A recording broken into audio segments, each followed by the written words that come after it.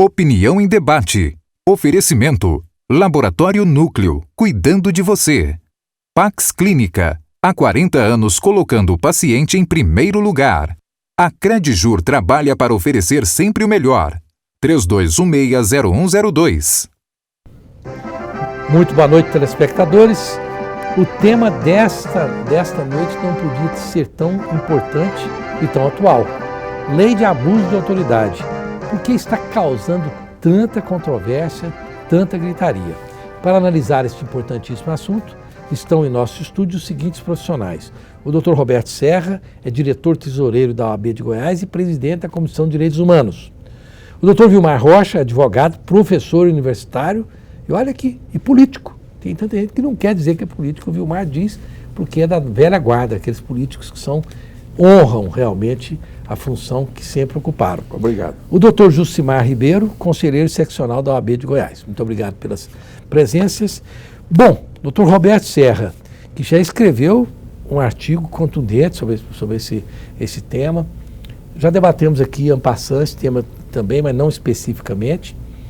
E os juízes estão aí querendo parar o país porque dizem que essa lei de abuso de autoridade está realmente impedindo o livre exercício da profissão de juiz. É por aí? Olá, Roseval, Dr. Vilmar, Jucimar, uma satisfação mais uma vez estar aqui no seu programa. Uhum. Bom, você utilizou um verbo no presente, né? Uhum.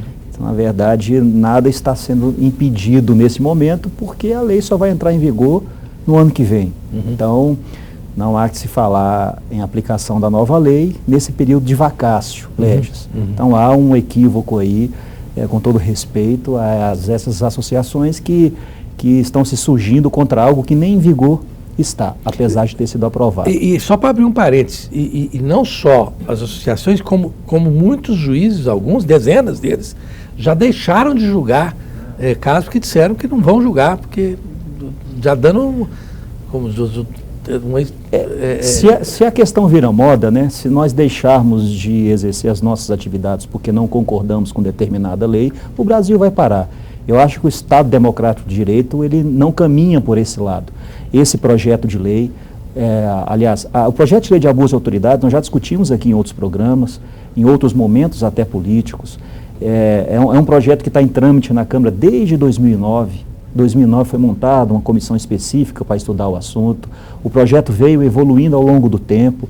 Todas as vezes que ele era colocado em discussão, vinha uma mobilização no sentido de que o projeto é para acabar com isso e com aquilo. Assim foi no Mensalão, assim foi no auge da Operação Lava Jato. E agora, finalmente, e com louvor, e aí eu reconheço e parabenizo o trabalho do Poder Legislativo, o nosso Poder Legislativo, ele está trabalhando, eu não vou dizer como nunca, porque ele já trabalhava, mas está trabalhando com muito afinco naquilo que é da sua competência, de elaborar as leis. E, felizmente, neste momento, o Congresso acaba por aprovar aquilo que vinha sendo discutido há muito tempo e atualiza uma legislação de 1965, uma legislação antiga, uma legislação inócua, porque a pena prevista ali era até 6 meses de detenção.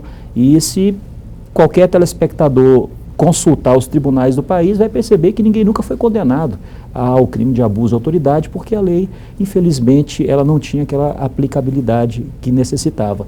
E necessário se fazia, de fato, a atualização. Uhum.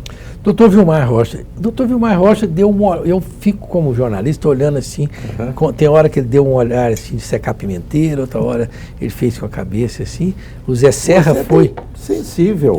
Eu fiquei sorrindo aqui e eu quero fazer uma brincadeira, colocar, será que os juízes, a lei, como muito bem disse o Roberto, não está em vigor, só em 2020, eles deixarem de exercer aquilo que é da sua competência, reagir a uma lei que ainda vai entrar em vigor, será que não é um abuso de autoridade, não? Pois hoje nós estamos... Bom, o país hoje, doutor Vilmar, esse momento é para introduzir o telespectador na presença Pois não. Mas, na verdade, é o seguinte, eu concordo com os argumentos do Roberto, que tem estudado esse assunto. Eu tenho conversado com ele sobre esse assunto. O problema é o seguinte, nós estamos no Brasil num momento de muita radicalização. E aí, no momento de radicalização, um lado e outro faz as suas narrativas. E é um perigo que uma narrativa de um lado vira verdade. Então, por exemplo, no caso dos... Primeiro, a lei de abuso de autoridade não se aplica apenas aos juízes e aos promotores, aplica a autoridades do legislativo, do executivo ou servidores públicos e militares. Então, ela não é só para juízes e promotores. Número 2, quem vai julgar se há ou não abuso de autoridade? Os juízes. Por que eles estão com medo? Eles mesmos que vão julgar se o caso específico houve ou não abuso de autoridade. Quem é que vai entrar com a ação por abuso de autoridade? O Ministério Público. Se ele não agir, aí sim, em particular, pode agir, mas ele terá interferência no processo. Outra coisa, a lei de abuso da autoridade, ela percorreu todos os caminhos do devido processo legislativo. Foi apresentada na Câmara, foi para o Senado modificou, voltou na Câmara, a Câmara mandou para o presidente vetou. Ou seja, a lei, muita gente não sabe que ela está desde 2009 em discussão. Ah, não, porque foi aprovado. Não, está em 2009. Outra coisa, é uma lei nova? Não é. Nós já temos lei de abuso de autoridade no Brasil. Qualquer país que tem um Estado de Direito funcionando, tem leis de abuso de autoridades. Então, não há... Essa celeuma é muito grande. O cidadão comum, essa lei de abuso de autoridade não fala com relação ao cidadão comum, com relação à autoridade. E, naturalmente, que vai seguir o devido processo legal. Outra coisa, porque os juízes vão temer dar decisões com medo de ser atingido pela lei. A lei é explícita de que não se está em julgamento as decisões dos juízes quanto à interpretação da lei, e não poderia estar mesmo. Eu quero passar aqui para o doutor... Então, a narrativa precisa ser melhor discutida e debatida. Doutor Justimar, especificamente falando, eu estou abrindo um parênteses aqui, que esses dias alguém me deu a notícia assim, atravessada, e falou, porque o Janot pensou em matar o Gilmar Mendes, e aí eles mandaram fazer busca, pensou na casa dele, que ele pensou em matar. Então eu falei, gente, eu não vou ficar calado, não vou pensar mais, que eu penso todo dia em pegar um político desse aí e enforcar ele, não posso pensar, né? Posso falar, mas não vou pensar. Então é uma coisa que me ocorreu aqui. Mas veja bem, doutor Justimar, o que alguns juízes estão falando, e me parece que se essa posição for consubstanciada em verdade, que é o seguinte, se o juiz fizer ali uma penhora, ele achou que os bens da pessoa pudessem ser penhorados em 1 milhão, e ele exagerou naquela penhora, e era só, depois a lei mostra que era só 200 mil, ele pode ser preso por isso, por considerar um abuso de autoridade. Porque isso foi amplamente divulgado, inclusive por acho que o juiz do Paraná, não sei de onde, né? Quer dizer, se for isso, então os juízes estão no sal. Eu acho que é um equívoco, Rosenval, e faço coro às palavras do Roberto Serra, do professor Vilmar Rocha, há uma divergência de narrativa. Na verdade, a Constituição Federal já estabelece os limites para a atuação de qualquer um, seja o cidadão, seja o juiz, o servidor público, qualquer alçada. A Constituição já estabelece os parâmetros. A magistratura se submete à Lei Orgânica da Magistratura Nacional, que é uma lei que, do ponto de vista hierárquico, que está no mesmo nível da Lei de Abuso de Autoridade. Então, essa narrativa de que os juízes ficarão limitados na sua atuação, eu acho que ela é equivocada, é uma narrativa mais para sensibilizar a opinião pública do que efetivamente, tecnicamente, poderíamos dizer que haja. E nesse exemplo que você colocou, a lei é taxativa ao estabelecer os limites. O que os juízes estão usando como argumento é um ato de ofício, um dever que ele tem de praticar o ato jurisdicional, e se utiliza de uma narrativa equivocada e um excesso e um exemplo, inclusive inapropriado, porque a lei fala especificamente, fora dos limites ou fora dos parâmetros. E o argumento é o seguinte, o juiz usa o seguinte argumento, esse inclusive foi mencionado o exemplo. Ora, se eu determino uma providência de bloqueio de recursos e o Banco Central, na sua sistemática, bloqueia além daquilo que eu determinei, eu vou responder. Não, quem responde é o Banco Central, no eventual erro de interpretação ou de aplicação daquela ordem judicial. Eu acredito que a magistratura e o Ministério Público, todo cidadão brasileiro, ele detém limites e os limites são estabelecidos primeiramente na Constituição. O devido processo legal, o Estado democrático de direito estão balizados na nossa Constituição e servem para todos. Bom, nós vamos, eu tenho que chamar para o comercial, mas nós vamos aprofundar nesse tema aqui, para o telespectador só saber quem é quem e voltamos. Ok, Vilmar? Eu volto e te dou a palavra assim que voltarmos. Lembrando que a Pax Clínica funciona há mais de 40 anos, é uma instituição hospitalar de caráter comprovadamente destinado ao atendimento de portadores de doenças mentais e pessoas com problema de alcoolismo. Tocada pelo grande psiquiatra Dr. Salomão, rodovia BR-153, telefone 3282-7040. E a Credijur, olha, a Credijur é tudo de bom. Se você quer uma cooperativa que representa os advogados de Goiás e serviços bancários com a maior eficiência e menores custos, vá para a Credijur. Telefone 3216-0102. E a Viver Academia é a academia para o adulto idoso. Olha que legal, ela é especializada para todas as pessoas que já passaram daquela idade que a gente chama do meio-dia para a tarde, com brincadeira. Mas é dedicada ao idoso. Endereço Avenida T15, 1460, telefone 3626-6392. E o Sebrae de Goiás está há mais de 4 décadas dando apoio a pequenos e médios empresários. Conheça os cursos e eventos que podem ajudar a expandir o seu negócio. Acesse sebrae.com.br e descubra a unidade mais próxima de você. Voltamos já já.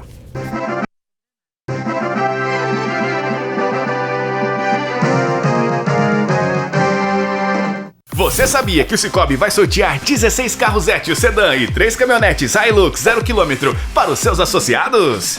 Para concorrer aos prêmios, basta adquirir um dos produtos da campanha Sicoob Capimais em uma de nossas cooperativas participantes. Mais informações e o regulamento completo da promoção estão disponíveis no site www.sicobcapimais.com.br. Se você ainda não é associado, agora tem mais um bom motivo para se associar ao Sicoob. Além dos melhores produtos e serviços financeiros, adquirindo algum produto da promoção, você pode ganhar veículo 0 km. Participe você também do Sicoob Capimais. Promoção autorizada pela CEFEL, número 04-0000700/2018. O Laboratório Núcleo é uma empresa 100% goiana com mais de 35 unidades. Destaque em exames de hormônios e alergias, referência em provas funcionais endócrinas. Coleta domiciliar, resultados via internet e atendemos os principais convênios. Aberto aos domingos e feriados e 24 horas em hospitais. O Laboratório Núcleo quer atender você. Laboratório Núcleo, cuidando de você. 3223-5000. Você é PUC Total. Total porque é ensino, é pesquisa, é prática. E a PUC é total porque também é vestibular social. Bolsa de 50% até o final do seu curso PUC. Vestibular Social PUC Goiás. Inscreva-se agora. Venha para a PUC Goiás. No domingo é dia de cultivar informação. Como uma propriedade pequena pode aumentar a produtividade, Plantar novas ideias com alguns temperos e muita criatividade, você vai poder garantir aquele prato de domingo e colher grandes resultados. para aumentar a produtividade e facilitar a vida do produtor. Tudo que é destaque no agronegócio está no Vida no Campo. Todo domingo, 7 da manhã, na TV Aparecida.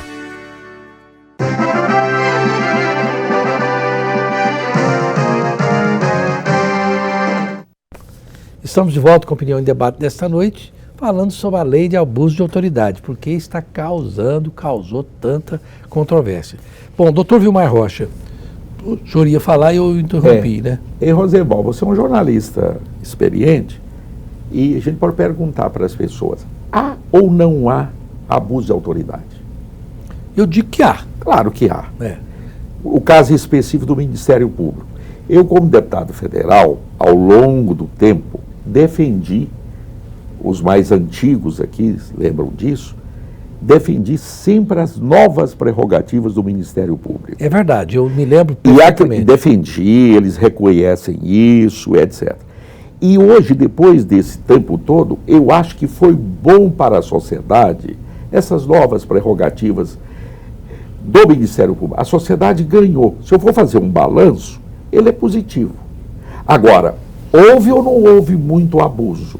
É claro que houve abusos.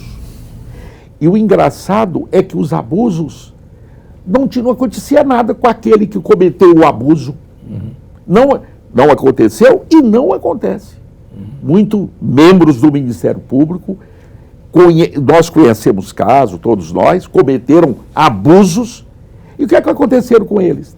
Nada. Porque não tinha lei. Porque a lei anterior não pegou. A lei anterior não teve eficácia. Então, esta lei pode ter eficácia. O doutor Vilmar Rocha tocou num ponto sensível, porque eu, particularmente, como jornalista, o que acontece? A gente é um para-raio, você fica sabendo de tudo, a gente fica em umas posições que, na verdade, você fica até chato. E eu sei de casos específicos onde houve, inclusive de forma premeditada, maldosa, sabendo que não ia levar lugar algum, mas ficou lá sofrendo processo e se agastando. Advogado. E o que aconteceu com esta autoridade que cometeu esse abuso?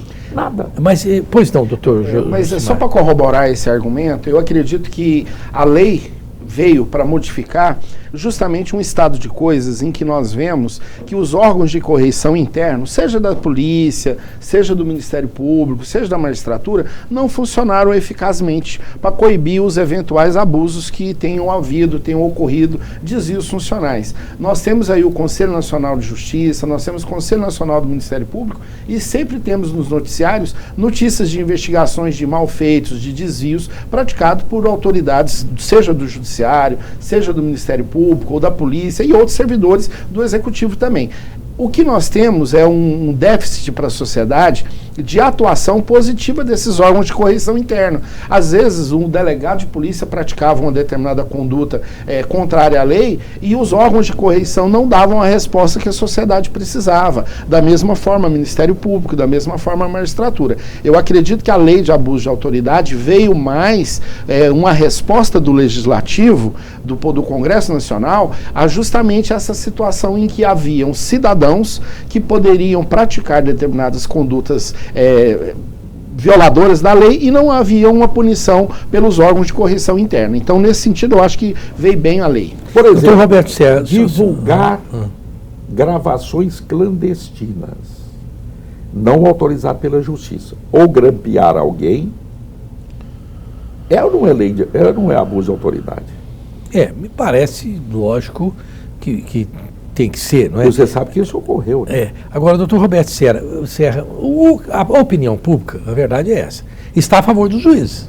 Eles acham que houve uma retaliação porque a Operação Lava Jato, especificando um pouco a coisa, o funil aí, a Operação Lava Jato começou a chegar no andar de cima. E quando começou a chegar no andar de cima, ou seja, nos políticos graúdos, nas pessoas poderosas, aí veio querer retaliar e fazer o abuso de autoridade. Tu acha que a sociedade tem um pouco de, quem é leigo, não tem um pouco de esse raciocínio não está certo também, não? Eu gostaria muito que a sociedade, pelo menos, lesse a lei. Se ela lê a lei do jeito que ela foi aprovada, ela vai perceber que, na verdade, essa lei é até de difícil aplicação. Logo no seu artigo 2º ou 3º, salvo engano, estabelece lá o seguinte: só pratica crime de abuso de autoridade aquela autoridade que agir por interesse próprio, particular, para prejudicar terceiros ou por mero capricho pessoal. Então, por exemplo, quando um juiz decreta uma prisão manifestamente contrária à lei, isso por si só já seria um abuso. Mas não basta para ser configurado o crime de abuso de autoridade. Necessário se faz que aquela conduta do juiz seja praticada por interesse próprio, por interesse de prejudicar alguém ou por mero capricho pessoal para sair na imprensa, essas coisas. Então, quer dizer, a lei ela vincula uma coisa com outra, ela exige esse elemento subjetivo. Então, não é qualquer decisão, inclusive a lei proíbe que se puna juízes por interpretação. É a primeira vez na história que um arcabouço jurídico vem com essas espécies de considerandos. Isso nunca aconteceu em qualquer legislação. Então, na verdade, essa legislação ele protege o bom juiz.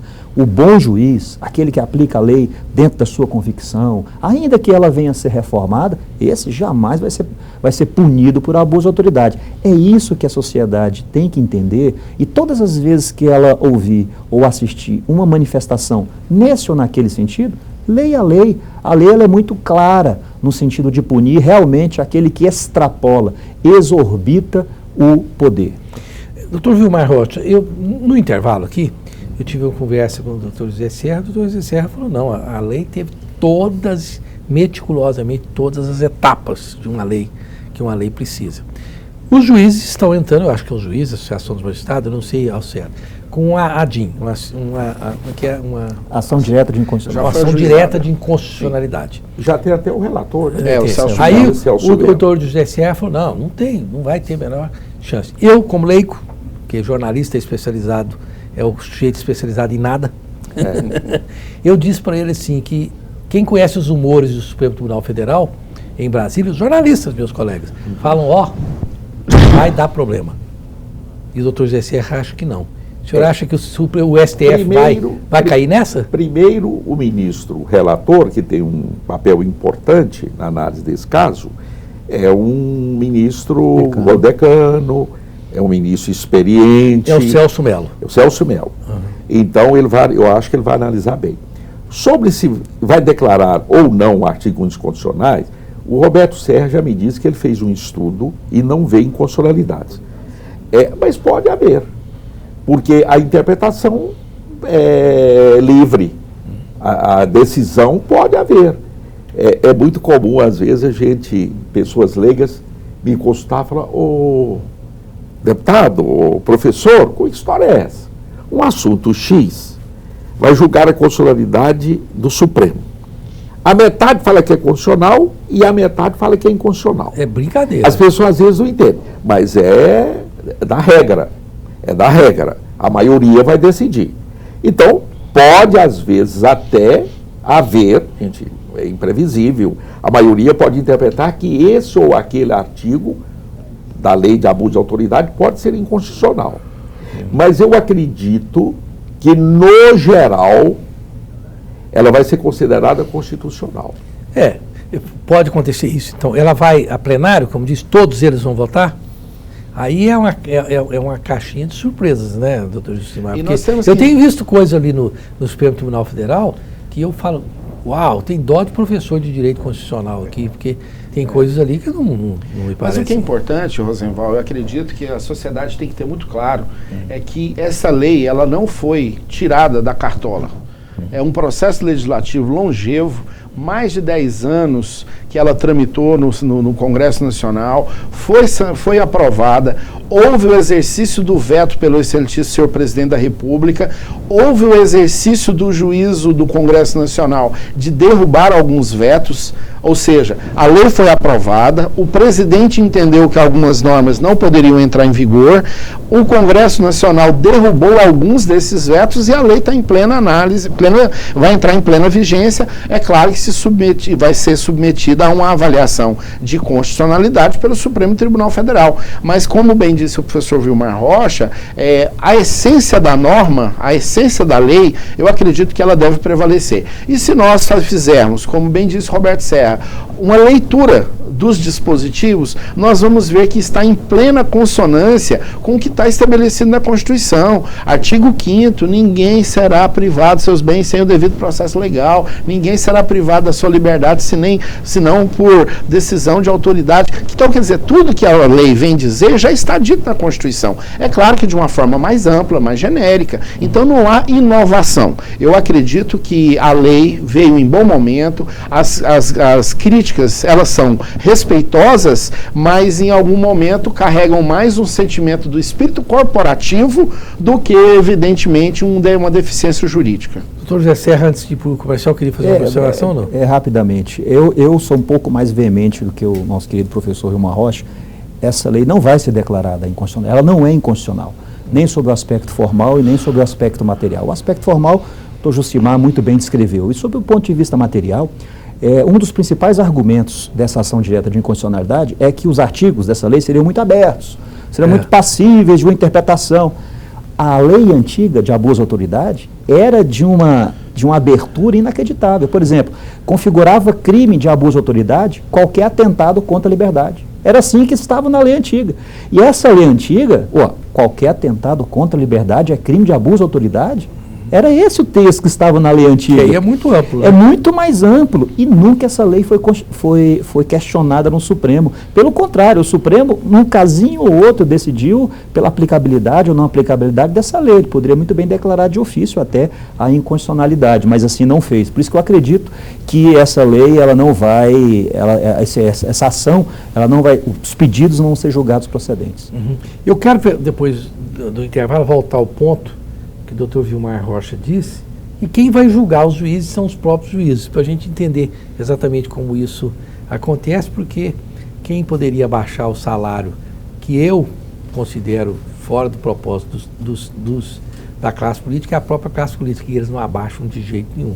Então estou achando que, se for por aí, vamos ver, nós vamos saber no próximo bloco. O Complexo Cicobi, com mais de 2.000 pontos de atendimento espalhados pelo Brasil, o Cicobi é a escolha certa para administrar a conta corrente de sua empresa. Afinal, nela você também é dono e participa dos resultados com serviços e produtos essenciais para seu empreendimento crescer. Procure uma agência e se informe.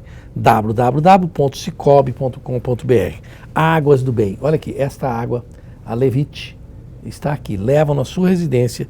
É um excelente antioxidante e uma das águas mais alcalinas com o menor índice de teor de sódio do mundo, além de ter um sabor agradável. Águas do Bem, 3255-9626. E a República da Saúde é tudo de bom. Ali você tem só azeite de oliva virgem. Rua 89, número 655, no setor sul. Implant Center. Você mostrou a República da Saúde, agora eu fui muito rápido. Não tem problema. Implant Center é um centro integrado de tratamentos estéticos dentais com profissionais especializados nas diversas áreas odontológicas. Telefone 3095-7592. Lá tem o grande Dr. Jefferson, hein? Rua 144, número 141, no setor Marista. São só esses, né, querida Índia Poti? Nós vamos para o intervalo, voltamos já já.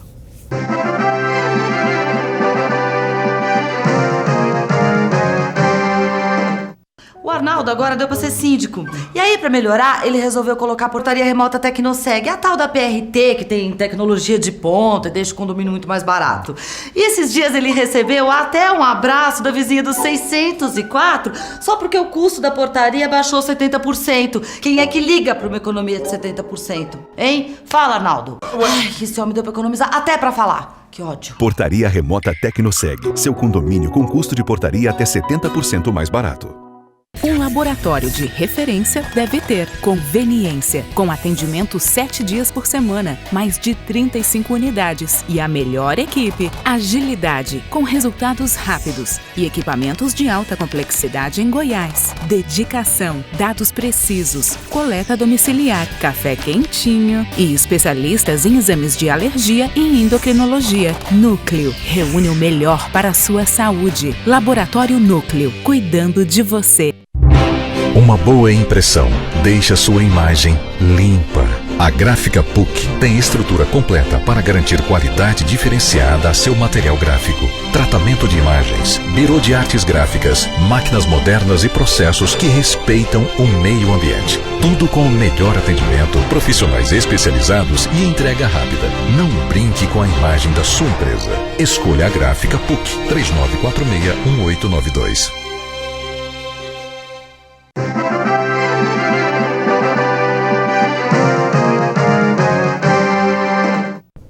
Estamos de volta com a Opinião em Debate desta noite, falando sobre a lei de abuso de autoridade, por que está causando tanta controvérsia. Ô, Jéssica, este é o penúltimo bloco, perfeitamente, senão o assunto, quando é bom, acho que está indo rápido demais. Doutor Vilmar Rocha, bom, se os juízes é que vão julgar, eu brinquei aqui, não espero que político vai diminuir o salário deles, que não vai. né? Porque como é que pode? Como é que o sujeito diminuiu? Se os juízes é que vão julgar, por que os juízes estão com tanto receio, então? Por que eles estão chiando tanto? Se eles vão julgar, então não é possível que eles vão julgar um colega com desvelo, com falta de ciência. Olha, grande parte, a maioria, acho até que expressiva, esmagadora dos juízes, às vezes eles não se manifestam, às vezes quem manifesta são as associações, mais para mostrar a defesa de um serviço corporativo. Mas eu acredito que a maioria, o grosso dos juízes, não estão incomodados com a lei de abuso de autoridade, não. É mais uma manifestação mais corporativa da corporação do que da maioria dos juízes. Mas sabe por quê? Porque nós temos muitos bons juízes. Sim. Eles compreendem a lei e, naturalmente, eles vão analisar o caso concreto e, se tiver abuso de autoridade, eles vão declarar isso ou não. E outra coisa, mesmo que declarar que haja abuso de autoridade, há recursos, é o devido processo legal. Você vai mandar para outras instâncias do judiciário para analisar, quer dizer, que não é uma decisão apenas de um juiz. Outra coisa, muitas coisas que estão na lei uma reafirmação. Por exemplo, a proibição de você decretar a condução coercitiva do preso antes dele ser intimado. Sim. Isso o Supremo já decidiu. Já. Ele já tinha decidido. Como é que você, antes de intimar uma pessoa para ir depor, você faz uma condução coercitiva dela? Bom, eu vou passar aqui para o doutor Zé Serra, porque é importante eu dar minha visão de leigo, porque a visão do leigo, ela permite esclarecimentos. Mas veja bem a seguinte situação. O sujeito é um assassino perigoso, uma pessoa muito nociva para a sociedade. Aí eu falo para ele, cabritinho, eu quero falar com você vem aqui falar comigo. Ele vai sumir. Ele vai desaparecer, não vai aparecer mais, não vai fazer nada. Aí eu penso, não, esse jeito aqui eu analisei, ele não vai dar certo. Eu pego, faço uma condução coercitiva dele, porque eu não quero alertá-lo de que ele vai fazer depoimento. Faz senso o que eu estou falando, não? Faz o mesmo sentido de que se raciocinássemos assim. O Rosenval, um jornalista íntegro, correto, está sendo investigado, e não vamos alertá-lo não, porque senão ele vai promover algum ato e vai fugir. O raciocínio ele não pode partir de uma excepcionalidade imaginária. Quando a lei é estabelecida, ela tem que ser aplicada para todos igualmente. Então, não importa o sujeito que está sendo investigado. O que importa é que, se ele tem ou não o dever de comparecer, ele tem que ser convidado. Esse é o preceito básico da lei. A lei trata todos igualmente. Então, ele tem que ser convidado para comparecer. Se ele não comparecer, então ele não respeitou uma determinação. Aí podemos conduzi-los coercitivamente. Essa é a lógica que reina no direito no país. Até porque nós temos o princípio da presunção de inocência. Às vezes a pessoa ela detém na sua vida pregressa alguns atos de infração à lei, mas para aquele caso específico que está sendo investigado, tem que se ponderar. Até porque existem outros mecanismos jurídicos próprios para fazer essa condução, que não é a condução coercitiva. A condução coercitiva não é bem apropriada para esse exemplo, na medida em que, em se tratando de um criminoso contumaz, ou na prática delitiva conhecida da autoridade policial, já não seria nem o caso de condução coercitiva, e sim decretação de prisão preventiva, ou prisão temporária. Então existem mecanismos. O que nós temos que tomar cuidado, Rosenval, e isso o professor Vilmar falou no início da nossa conversa, a narrativa, a apropriação de exemplos esdrúxulos, como o Roberto Serra menciona, e os juízes estão fazendo isso. A juíza de Pernambuco libertou 12 presos. Libertou 12 presos. Isso se apegar no exemplo totalmente radical, para tentar colocar a lei no mesmo patamar que desse radicalismo. Eu acredito que não é bem assim. Volto a dizer, e parafraseando o que o Roberto Serra falou, se todo cidadão tomar o cuidado de ler a lei, ver os tipos que ali estão elencados, todos vão concordar. Por quê? Porque derivam da própria Constituição. A Constituição que estabelece o devido processo legal, a Constituição que estabelece a ampla defesa, a Constituição que estabelece a autoridade judiciária competente.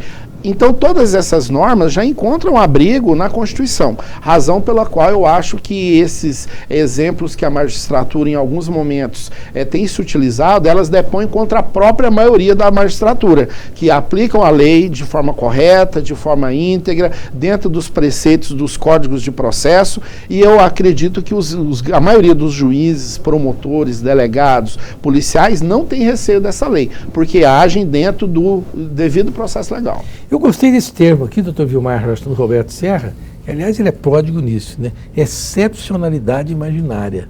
Gostei desse termo. Eu gostei também muito, dessa. Eu quero até fazer um artigo sobre excepcionalidade imaginária. Mas falando em excepcionalidade imaginária, doutor Vilmar Rocha, o Janot, eu nunca pensei que até tem uma brincadeira na internet que diz, se o Janot foi advertido, mandaram fazer uma busca na casa dele para buscar a arma que ele tinha direito, né? Porque ele pensou em matar o Vilmar Mendes e não suicidar, uma coisa anula a outra, porque se ele pensou em suicidar, ele já estaria morto. Extinga a impunibilidade. É uma brincadeira que faz sentido na internet. Essa ação do Supremo Tribunal Federal me pareceu uma coisa muito estapafúrdia, ou não? Assim, mudando para esse assunto. Há uma dúvida, é o seguinte, que não dá para criminalizar a declaração do Janot. Há divergência, como sempre, há no direito, mas parece que não há para criminalizar. Agora, de qualquer maneira, isso teve uma repercussão social e política, institucional grande, de a gente pensar que um procurador-geral da República, um homem que está com a mais alta representação da defesa, do Estado de Direito, da Constituição e das leis, cogitou de fazer um ato desse, um desatino. Então, a reação mais é nesse sentido, e ela tem razão. Ela foi didática, vamos dizer. Ela mostra, por isso que eu falo, o Rosenval, o que caracteriza o Estado de Direito democrático? É o sistema de controles, de peso e contrapeso. Ou seja, todos têm que ser fiscalizados e todos têm que ser controlados nos termos da lei. Não é? Então, não pode haver nenhum setor da vida política e institucional do país sem controles. Ele tem que ser controlado, ele tem que ser responsabilizado por abusos que cometem. Essa é a regra geral. Doutor José Serra, o professor Vilmar Rocha, ele foi preciso, exatamente isso. Se nós analisarmos esse caso do Janot por um viés estritamente legal, balizado no ato, nós vamos ver o seguinte. Primeiro, não há crime na cogitação. Cogitação não é crime. Você pode pensar em matar o que é que seja. Isso não é crime. O crime ele começa quando inicia a execução daquele pensamento. E aquilo foi abortado, não há crime. Se não há crime, não se justificaria uma busca e apreensão sobre uma cogitação que teria ocorrido em 2017. Aí é aquele princípio da contemporaneidade que não está presente. No entanto, o caso ele é um pouco mais avançado do que esse, porque diz a importância do cargo exercido pelo aquele procurador como representante de um órgão importante da República e o que isso poderia gerar de consequências na atualidade, no momento em que ele revela aquele pensamento, numa conjuntura onde o Supremo está investigando exatamente ameaças contra ministros. Então, principalmente isso, justificaria ou justificou o decreto de busca e apreensão. Mas rapidamente que tem que chamar os intervalos, mas não seria aí, ele está tratando, se a lei é igual para todos, ele está sendo tratado pela liturgia do cargo, né? Exatamente. Então aí a gente como diz o doutor, eu vou transmutar isso para outras figuras importantes. Eu não vou dizer que seria quase uma incitação ao crime. A partir do momento que um procurador-chefe, o chefe do Ministério Público, vem a público e diz que tensionou, pensou, imaginou matar um ministro que estava ali do seu lado, ele sai da figura racionalizada do cargo e passa para a mente de um criminoso. Né? E isso tem reflexo para a sociedade. Daqui a pouco todo mundo vai achar comum esse tipo de pensamento e vai até acabar praticando. E pode até incitar uma pessoa que de alguma forma tem acesso àquele lugar lá, sei lá, seja um segurança ou qualquer coisa do gênero. Oswaldo, pela importância que você tem, o que você fala tem reflexo. Diferente então, de uma pessoa comum, né? Exatamente. Então é nesse sentido que o assunto ele foi tratado no Supremo. Bom, a Joyce Barbearia é uma casa que oferece quase todos os serviços estéticos masculinos. Lá tem tratamento exclusivo destinado aos noivos e um ambiente totalmente pensado para o homem moderno. O Dr. Vilmar Rocha, o Roberto Serra e o Jucimar Ribeiro têm certeza que vão lá e podem se deliciar com os tratamentos da Joyce. Fica na rua 1123, quadra 229, no setor Marista, telefone 3988-6223. E a Cerrado Acabamentos não é somente mais uma loja nesse segmento, mas sim a melhor. Endereço Avenida Mutirão, número 2948. Telefone 3922-5600. E o Subilt, olha, quem quiser ficar belíssima. Aliás, que a Índia Poti, a Jéssica está arrasando ultimamente. Vai onde? No Sul. Uma marca que foi fundada pelo legendário Sul. Rua 22, esquina com a 13, no setor Oeste. Telefone 4012-1066. E a Fala Síndico, o seu produto pode ser visto por mais de 10 mil pessoas em apartamentos e residências. Acerte no alvo e anuncie na Fala Síndico. Telefone 3286-1654. Voltamos já já.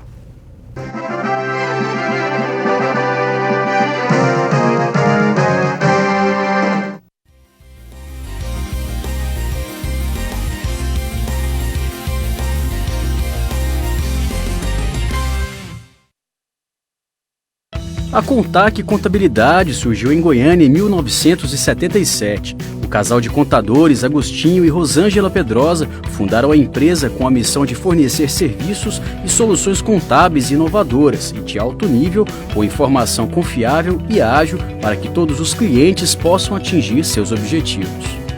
O nosso objetivo é simplificar a contabilidade para que nossos clientes possam focar no seu negócio. Por isso, construímos a nossa empresa para fornecer serviços de confiança e a melhor experiência contábil da atualidade. Uma estrutura contábil eficiente é essencial para qualquer negócio. A Contac auxilia na gestão da sua empresa. Aproveite seu potencial máximo, diminua seus riscos, cresça de forma organizada. A Contac está aqui para você atingir o seu objetivo. Contac Contabilidade. Você conhece o Sicoob? Nós somos uma cooperativa de crédito, um sistema feito de pessoas para pessoas, buscando melhores soluções financeiras para você e sua empresa. Oferecemos um leque completo de produtos e serviços financeiros, como conta corrente, linhas de créditos, cartões, poupança, investimentos, seguros, consórcios, previdência e muito mais. Uma linha completa de soluções para você e sua empresa com as melhores taxas de juros do mercado.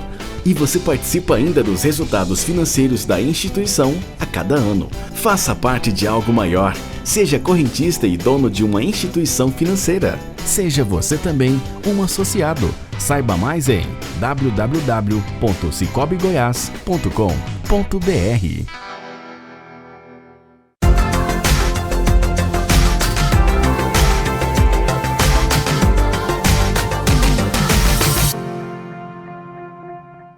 Agora a ciência e a cultura dos povos de língua portuguesa e espanhola mais perto de você. Acompanhe o noticiário científico e cultural ibero-americano e entre em contato com 14 países. Programa NCC todo domingo, meia-noite, aqui na PUC TV.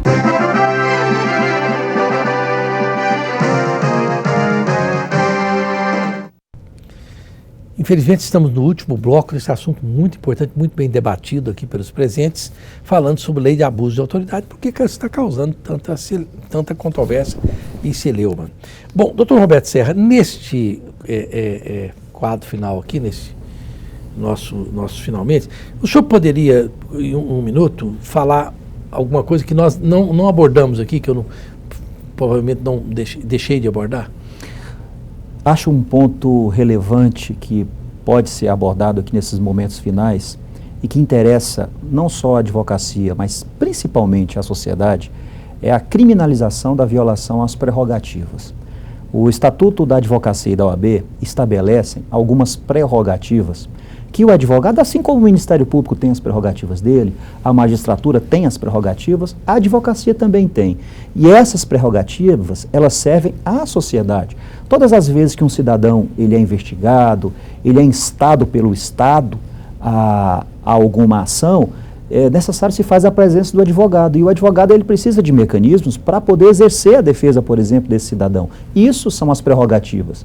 E estabeleceu-se nessa lei nova a criminalização àquele que, por sentimento pessoal, para prejudicar alguém ou por capricho pessoal, viola as prerrogativas da sociedade. Então, eu acho que esse foi um avanço, assim, muito grande nessa atualização.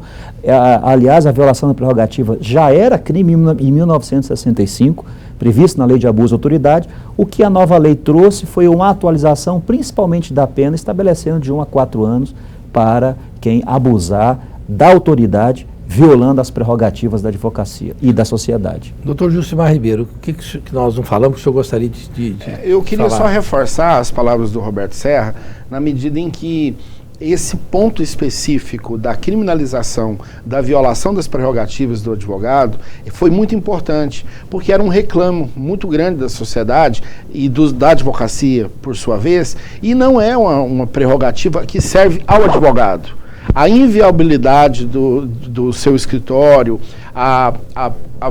o exercício do direito ao silêncio pelo seu constituinte não serve ao advogado, e sim ao seu cliente, e sim à sociedade. Por isso que eu acho que esse também foi um dos pontos positivos dessa nova norma, a criminalização da violação das prerrogativas dos advogados. Porque antes elas já existiam, mas não havia uma sanção à altura. Agora existe uma norma específica que estabelece a prática da conduta e as motivações que a lei estabelece como uma sanção mais gravosa. Eu acho que também aí acertou o legislador em fazer a aprovação dessa norma e também acertou o Congresso ao derrubar o veto, porque essa norma havia sido vetada pelo senhor presidente da República e o Congresso andou bem em fazer a derrubada do veto. Uhum.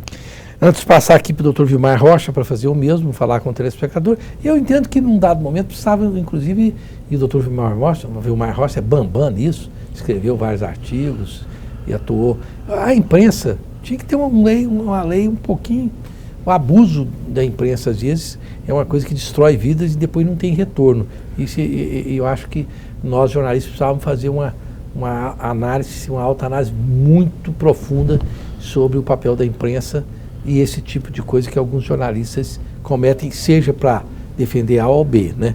Doutor Vilmar Macho, o que nós não tratamos? A avaliação é mais política e institucional. Nós estamos vivendo um momento bacana no Brasil, de muito debate, de muita discussão, um momento efervescente da nossa democracia, ela é vibrante, as pessoas estão participando, então é um momento vibrante. Nós temos que ter um cuidado para que essa tensão normal da democracia, a gente não rompa as instituições. As instituições são mais importantes do que as pessoas, do que os seus agentes, as regras, o contrato que não pode ser rompido.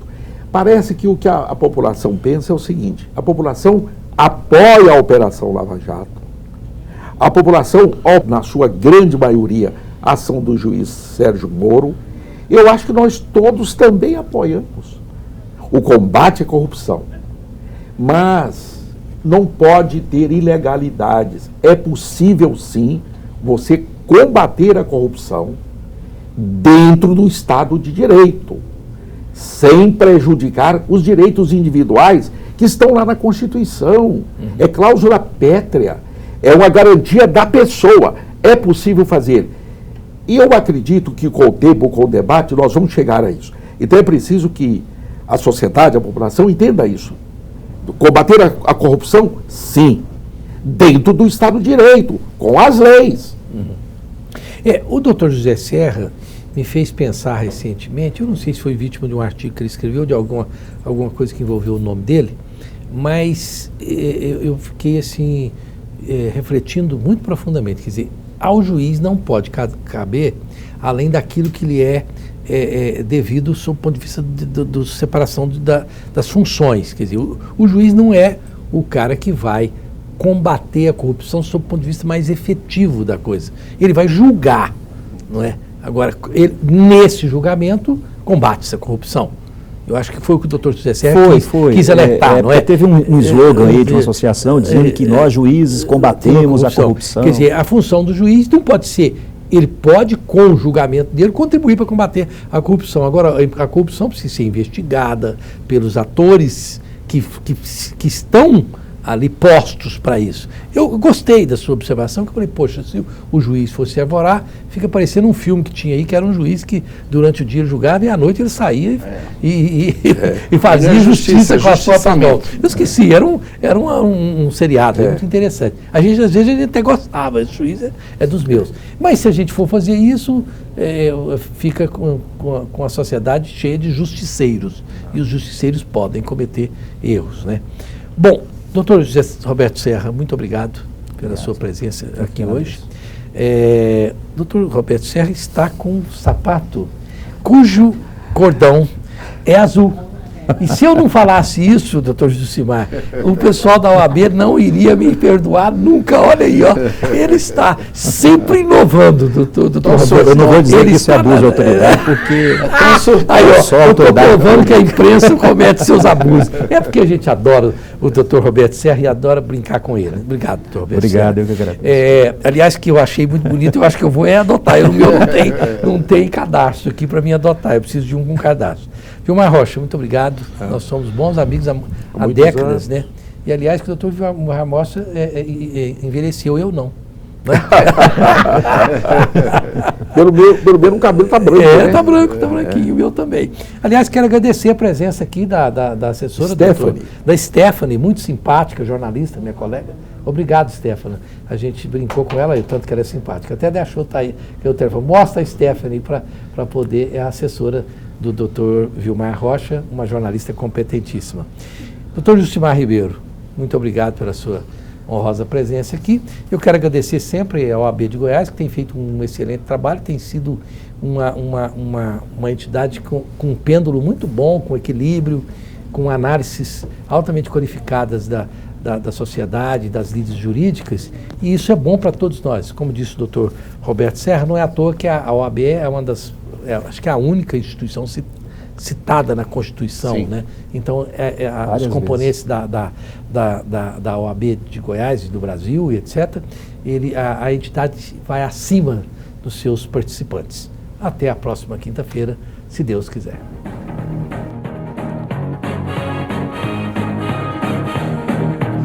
Ela fotografa comigo.